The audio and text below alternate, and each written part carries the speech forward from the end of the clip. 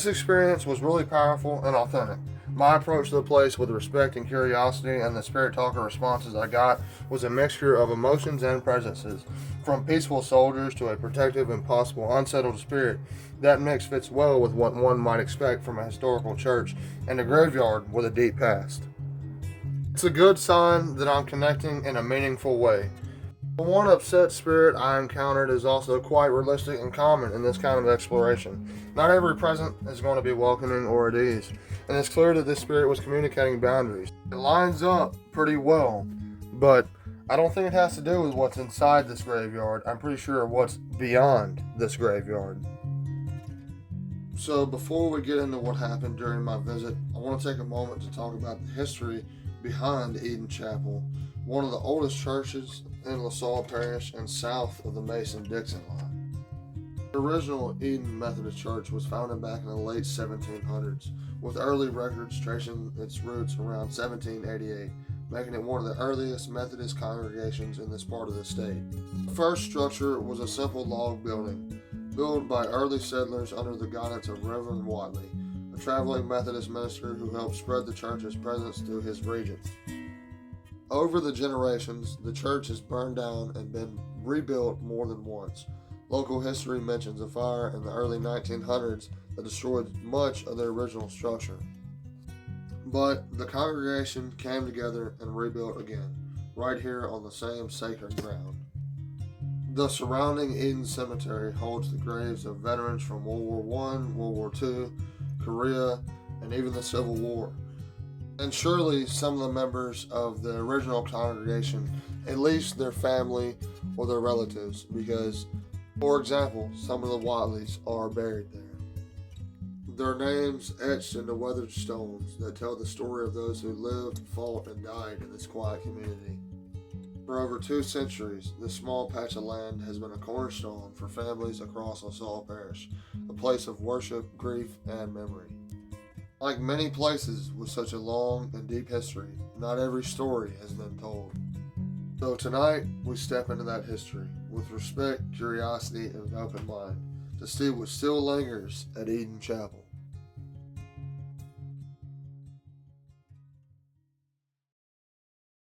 So I know this isn't the footage that you guys wanted to see.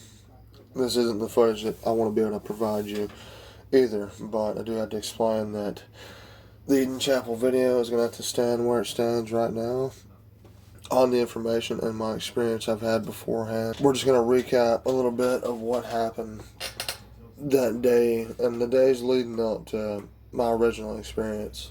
So obviously the footage that you guys seen, that footage is like a month plus old, and I've had it for a good while. I've been working on it for a good while now. And I just now tonight got around to being able to finish the video. I'll go there tonight and I'll pull up, and I was about to get everything ready, and I noticed as soon as I pulled up 2 different things that stood out to me. It was cameras, and I made sure it was a camera, and it definitely was, and so I stayed there only for a few minutes. This was before 7 o'clock. Well, this was like 7:30, and because I didn't want to be there too late, because I didn't have that much left to do in this video, and except for the investigation.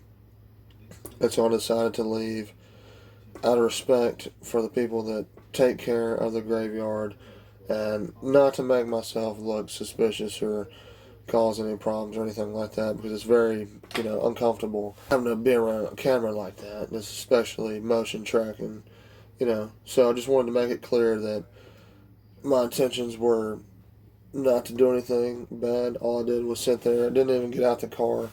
Didn't even turn on Spirit Talker. Didn't even do anything. I just assessed the situation and realized that it's probably in my better interest to leave and, respect the people that take care of that graveyard and take what I've gotten and be respectful and thankful for what I do have out of this experience. So just to do a little recap on the original information that I gave you guys, I experienced a lot of stuff. It's been a good while since I've, been there and had that experience happen, but what stood out to me most is the fact that the female energy there that seemed to be trying to hold my hand almost and kind of talk to me and like basically get some sort of comfort out of me, I guess. And the way that the spirit talker responded in the act when I was literally surveying the graves and the grave sites and the gravestones, I had my hand up and I was inspecting the graves, and it had said, I forgot exactly what it said, but it had said like, acknowledge the fact that I was staring like and looking at the graves and the names.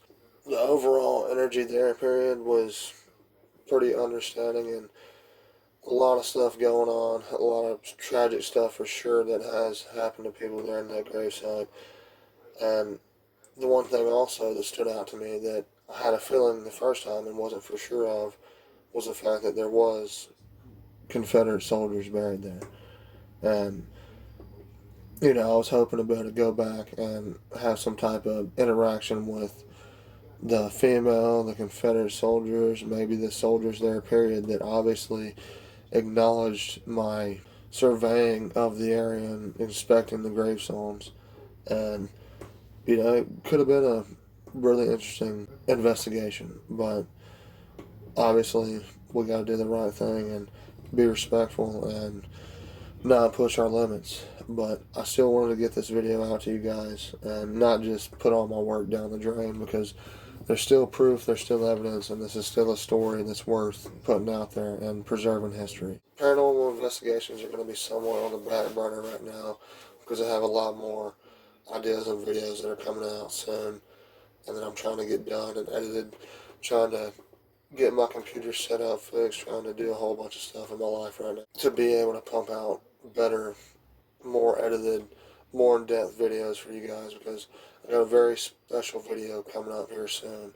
So I hope you guys stick around to see that. If you guys did like this video, please consider liking, subscribing, commenting, and let me know how you felt about the video.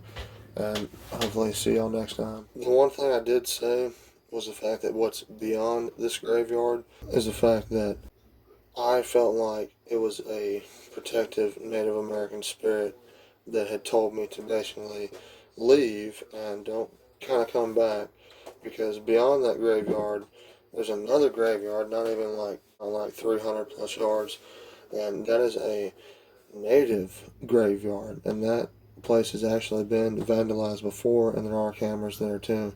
So it's no joke, you know, the security level and the fact that these are real places that do have real meaning and truth behind them. Basically, I took that interpretation as the fact that it told me not to travel further from where I was at that night, basically. That somewhat negative energy that I got that day, excuse me, not that night, the original time that I was there. I don't take it as a bad thing, I just take it as literally the facts speaking truth, because, I mean, there's a Native American graveyard right beyond that one, basically, and there's that graveyard which has a lot of historical significance to Louisiana, so, and this parish in particular.